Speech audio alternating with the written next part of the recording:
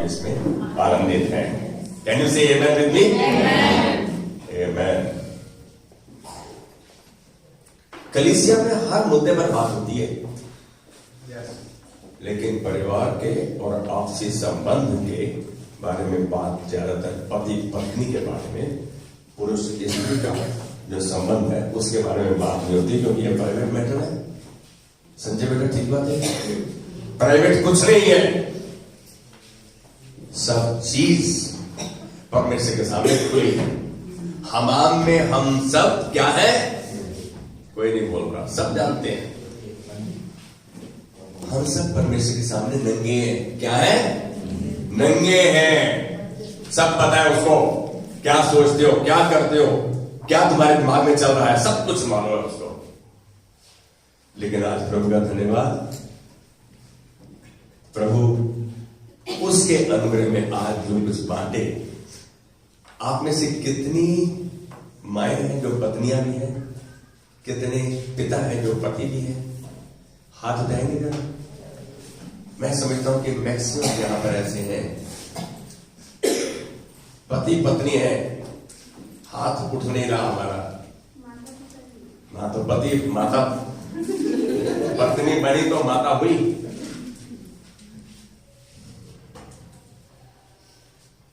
पत्नी की जिम्मेदारी क्या है, उसका रोल क्या है?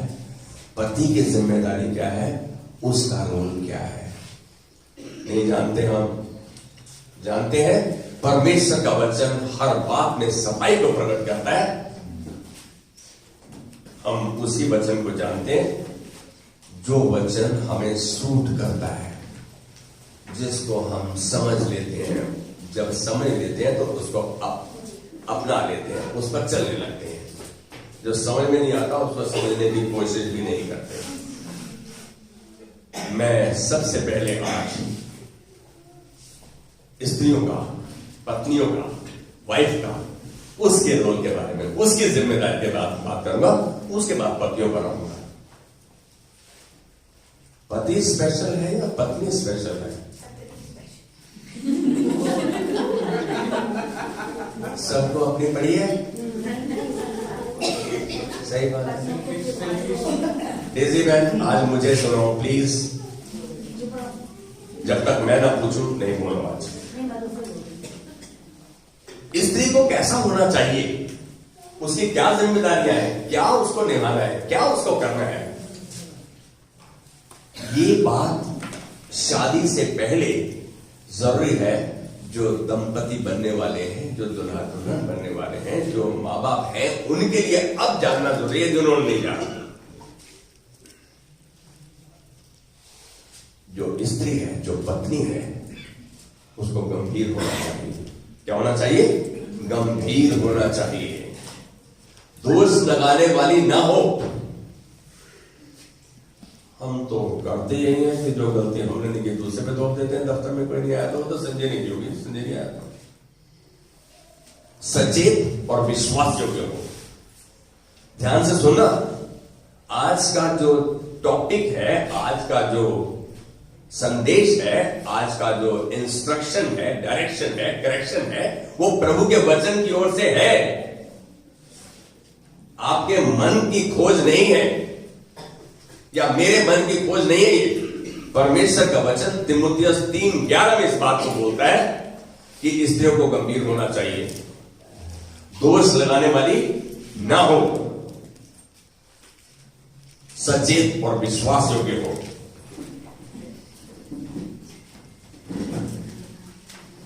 इस बात का ध्यान हमें रखना है।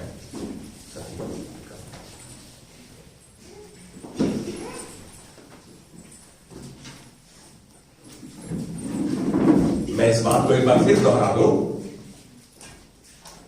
कि स्त्री का क्या रोल है, पत्नी का क्या रोल है, क्या हमारी जिम्मेदारियां हैं। पहले पत्नियां ध्यान दें, पति भी ध्यान से सुने, ताकि उन्हें याद करा सकें। स्त्रियों को गंभीर होना आवश्यक है। गंभीर, मैं जो शब्द बोल रहा हूं, कहीं यदि नहीं समझ में आए तो आप मेरे से बाद में पूछ सकते हैं, जरा कर सकते हैं। दोष लगाने वाली ना हो, जिम्मेदारी लेने वाली को। हमें से कौन है आज इस कलीसिया में कुछ होता है तो कौन जिम्मेदारी लेगा? अरे वो पास्टर को, हाँ मैं जिम्मेदारी दूंगा। मुझे प्रभु ने अगुआ ठहराया है और अगुआ, लीडर, अध्यक्ष होने के नाते ये मेरी जिम्मेदारी है। यदि मेरी गलती नहीं है तो भी मैं उसको अंगीकार करूं, मान लूं, इसलिए दोष लगाने वाली ना हो, सचेत और विश्वास योग्य हो। प्लीज ध्यान से सुने, आज सुनना आपके लिए आवश्यक है। दूसरी बात जो मैं करने जा रहा हूं, परमेश्वर के भय में, पत्नी के लिए ध्यान से, परमेश्वर के भय में एक दूसरे के अधीन रहो। एक दूसरे के, पति पत्नी के, पत्नी पति के अधीन रहो। एक दूसरे की सेवा करो। पति क्या बोलते हैं? हम सेवा करवाने के लिए बने भाई, सेवा करने के लिए बने। ऐसा नहीं है। इफिसियों की पुस्तक में 5:21 में बोलता है प्रभु के भय में एक दूसरे की सेवा करो, एक दूसरे के अधीन रहो। ये बात समझ में आती है हमें अधीन शब्द बहुत नीचा सा शब्द, नीच शब्द दिखता है। अधीन एक स्थान पे कह रहा है जैसा प्रभु में उचित है, हे पत्नियों अपने अपने पति के अधीन रहो। लेकिन उससे पहली आयत को हम भूल जाते हैं कि प्रभु के प्रेम में, प्रभु के भय में एक दूसरे की सेवा करो। सेवा कौन करता है? जो अधीन हो जाता है। सेवा कौन है? जो दूसरे के अधीन है। इस बात को समझना पति और पत्नी दोनों के लिए आवश्यक है। पत्नी को सहारा कहां से मिलेगा? सामर्थ कहां से मिलेगी? हिम्मत कहां से मिलेगी?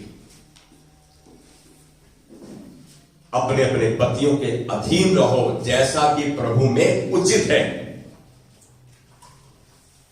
कितनी अजीब बात, ये बात इफिसियों 5:22 ने लिखा। अब आगे ये ध्यान से शब्द सुनना, इफिसियों 6:1-2, कोलोसियों 3:20, उसमें साफ परमेश्वर का वचन कहता है, हे बालकों, हम चाहे पत्नी है, पति है, बेटा है, बेटी है, सबको इस बात को जानना जरूरी है कि हे बालकों, सब बातों में अपने अपने माता पिता की आज्ञा का पालन करो। मैं देखता हूं बच्चे पालन नहीं करते, अपने मन की करते हैं, लेकिन आज ये आदेश है प्रभु के वचन के द्वारा कि अपने अपने माता पिता की आज्ञा का पालन करो। क्यों करूं? बाप तो शराब पी के आगे थापड़ मारता है मां को और बकवास करता है, ऐसे में क्या आदर करो उसका? हाँ मैं कह रहा हूं सब बातों में बोला उसे, समझ में आता है हमारे में। क्यों करूं? क्योंकि प्रभु इससे प्रसन्न होता है, प्रभु इससे खुश होता है। माता पिता के आज्ञा का मानना गलत नहीं है, लेकिन एक बात जरूर कहूंगा, परमेश्वर की आज्ञाओं, चेतावनियों, विधियों को दिमाग में रखते हुए हम जाने इस बात को। ऐसा करने से क्या होगा? कहते हैं तेरा भला ही होगा क्योंकि यह उचित है। एक ही आयत है जिसमें कि बिना शर्त के आशीष है। जिस देश में, जिस शहर में तू रहता है, तू बसा रहेगा, तेरा भला ही होगा। माता पिता की आज्ञा का पालन करने का ये एक बहुत बड़ा फल है, रिवार्ड है, इनाम है, वरदान है। हम जाने इस बात को। पति अपने पति के हक को पूरा करे। पति जो है अपने पत्नी के हक को पूरा करे, वैसे ही पत्नी भी पति का। हम कभी कभी ऐसा नहीं करते, थोड़ा इस वचन पे ध्यान दें। पत्नी की तबीयत खराब है तो कौन सहारा करेगा? पति। उसके सर पे हाथ मेरे बोल में क्या करूं? कितना बड़ा दिल हो जाएगा, मर रही है, उठकर फिर आपकी सेवा करने लगेगी।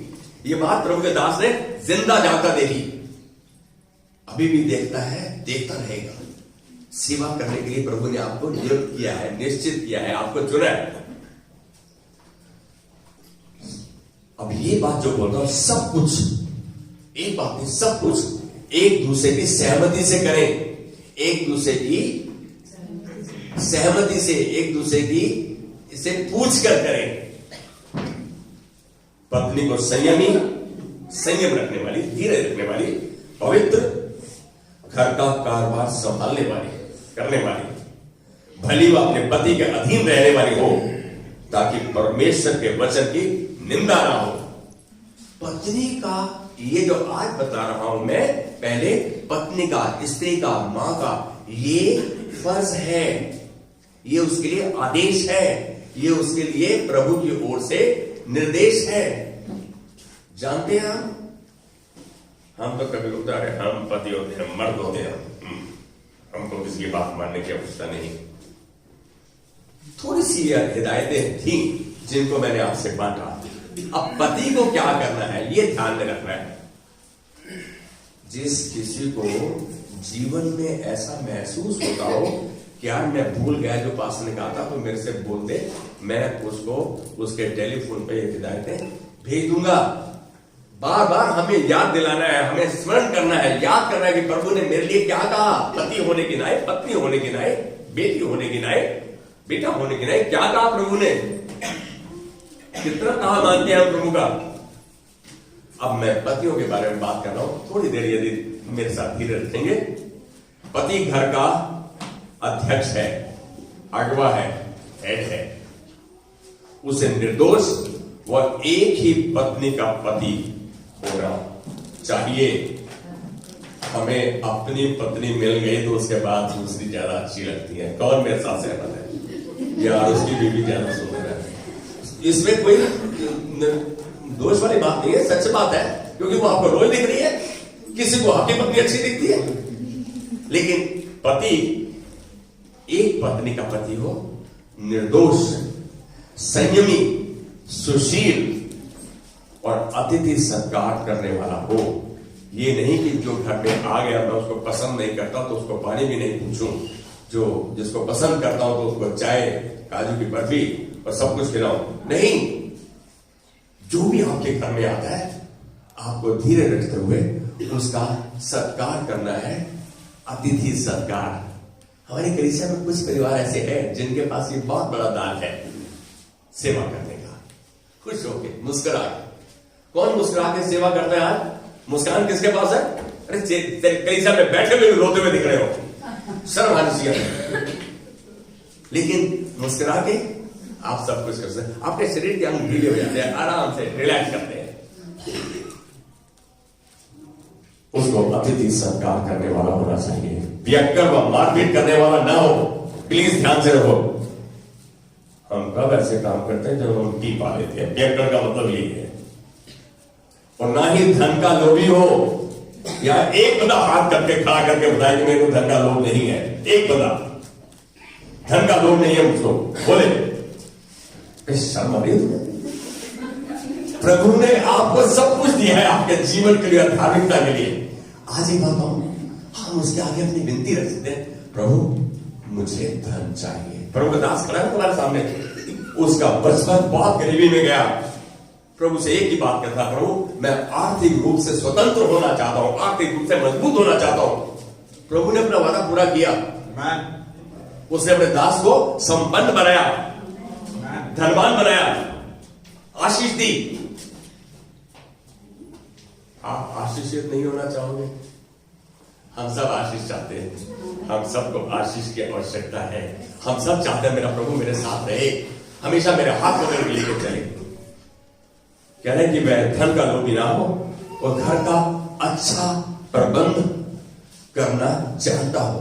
घर का प्रबंध। आज एक बात बोलूं, जो पति अपने घर के बारे में जो सामग्री जुटानी है नहीं जुटाता तो वो अविश्वासी से बेकार है। करना है उसको। मैं कह रहा हूं कि विदेश में कई पत्नियां गृहिणी हैं, घर बनाती हैं, मालूम है उनकी वैल्यू पति से ज्यादा है। पता है आप? अरे तू घर का काम तो करती है, और क्या करती है? करती क्या है? कहा सोच कर देखो, एक एक मेड के पैसे लगाओ। विदेश में $25 से $30 एक घंटे का है।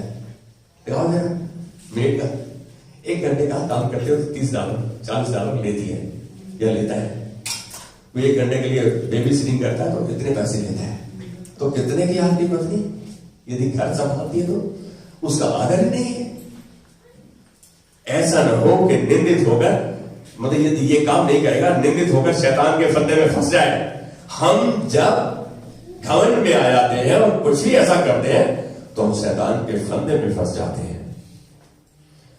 प्रभु प्रभु के भय से, परमेश्वर के डर में एक दूसरे के प्रति समर्पित रहो।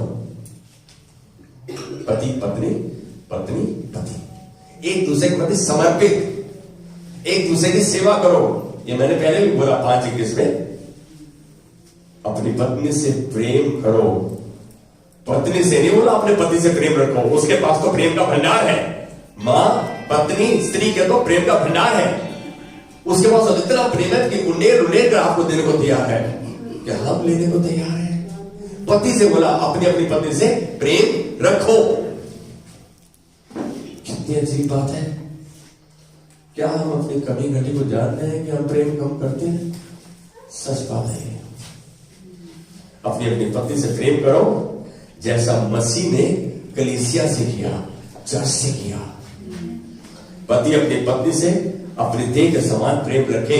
पति अपनी पत्नी से अपनी देह के समान, मेरे को चोट लग जाए मैं कैसे ख्याल करता हूं अपना, ऐसे अपनी पत्नियां ख्याल करें। क्या हम कई बार भूल चूक करते हैं, नजरअंदाज करते हैं? बहुत बार कर जाते हैं। तो उनसे माफी मांगे, नहीं प्रभु मैंने इसका वो आदर नहीं किया जो तू अपने वचन में कहता है। हम आदर करेंगे प्रभु। सच बताऊं ना, मैं जब विदेश से आता था तो मेरा बड़ा भाई कहता तूने औरतों को खराब कर दिया। मेरे को ये दिखता था कि यार यदि किसी मेरे घर में किसी की तबीयत खराब है तो उसको डॉक्टर बता दो, अपनी भाभी को, किसको। अब उनको लगता है ये तो लेडीज की बात मानता है और उनको सेवा करता है। ये बात शायद आसपास में घर में बड़ों को शायद अच्छी ना लगे। भाई तुम्हारे घर में क्या होता है क्या नहीं होता, प्रभु का वचन ये कहता है प्रभु के भय में एक दूसरे की सेवा करो, एक दूसरे का ख्याल रखो। शायद ये थोड़े दिन करने के बाद वो घर में नियम बन जाएगा। अरे नहीं, यदि मैं अपनी पत्नी को सहायता देता हूं तो क्या परेशानी है उसमें? उसकी तबीयत खराब है, मैंने बर्तन कर दिया तो क्या परेशानी है? मैंने खाना बना दिया, उसको उठ के चाय का कप दिया, अरे वो आपके लिए दिल निकाल के देने को तैयार है। उसके पास इतना प्रेम है, परमेश्वर से प्रेम का भंडार है। जो अपनी पत्नी से प्रेम रखता है वह अपने आप से प्रेम रखता है। मेरी बात को समझ रहे हैं?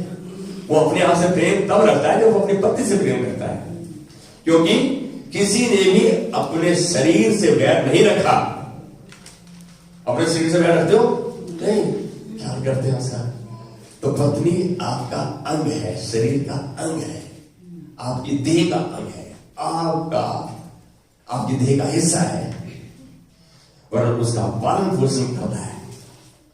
आखिरी आयत 11 में, यदि कोई अपने घराने की चिंता ना करे, यदि कोई अपने घर के बारे में जरूरी चीजें जुटाने की चिंता यदि नहीं करता तो वह विश्वास से मुकर गया है, विश्वास से फिर गया है और विश्वास नहीं करता, अविश्वासी से ही बुरा बन गया है। क्या हो गया है? अविश्वासी से, जो विश्वास नहीं करता उससे बेकार हो गया है। हे पतियों, अपनी अपनी पत्नी से प्रेम रखो, उनसे कठोरता न करो। मैं तो ऐसा अवैध करता था, साफ बोल रहा हूं, स्ट्रिक्ट बनना। लेकिन आज देख रहा हूं कि शादी के आखिरी 2-3 साल में जब मेरा वचन समझ में आया तो मैंने अपने आप को, परमेश्वर ने मेरी मदद की। उनसे कठोरता ना करो और पत्नियां अपने अपने पति के अधीन रहे, एक दूसरे की सलाह लेते हुए सब काम करें। हे पतियों, तुम भी अपनी पत्नियों के साथ बुद्धिमानी से जीवन निर्वाह करो। यह बात 1 पत्रस 3:7 में कहा, अपनी अपनी पत्नियों के साथ बुद्धिमानी से जीवन का निर्वाह करो, उनका आदर करो, यह जानकर कि हम दोनों जीवन के वरदान के वारिस हैं। जीवन का वरदान उनके पास है जो एक दूसरे की सेवा करते हैं, एक दूसरे का आदर करते हैं, एक दूसरे का सम्मान करते हैं। जरूरी है। ऐसा करने से क्या हो जाएगा? तुम्हारी प्रार्थनाएं सुनी जाएगी। यदि आप एक दूसरे का आदर नहीं कर रहे, झगड़ा कर रहे हैं, एक दूसरे के बारे में गलत सोच रहे हैं, तो आपकी प्रार्थना नहीं सुनी जाएगी। जानते हैं हम इस बात को? हम तो बोलते हैं प्रभु तेरे से बदला लेगा। जब झगड़ा करते हैं, प्रभु देख लिया तेरे को, खुद भूल जाते हैं उसके उंगली कर तेरी तरफ 3 उंगली आती है। इस बात को जान ले ध्यान से। समझ में आ रहा है कुछ? इसके समझ में नहीं आ रहा, सब शांत है। कोई समझ में आया जो मैंने कहा? अरे आमीन तो बोलो। मेरे को बोलना पड़ रहा है आपको, शर्म आनी चाहिए। अरे डेजी बल कैसे मुस्कुरा रही है? आमीन नहीं बोल रही साथ में। अच्छा बोल, फिर ठीक है। सब बातों में, अब मैं आखिरी में एक बार फिर दोहरा रहा हूं, सब बातों में अपने अपने माता पिता की आज्ञा का पालन करो, कोशिश करो। तुम गुस्से में है तो छोटी सी प्रार्थना प्रभु के हाथ में दो, और फिर जब गुस्सा शांत हो जाए फिर उनके पास जाओ। आप प्रार्थना करती हैं लेकिन माँ बाप के साथ आपका बर्ताव तो सख्त है। आप तो गुस्सा कर रहे हो। यहां गुस्से को हल्का सा साइड में रखे, उस गुस्से को परमेश्वर के हाथ में, प्रभु मैं नियंत्रण में नहीं, मुझे माफ कर।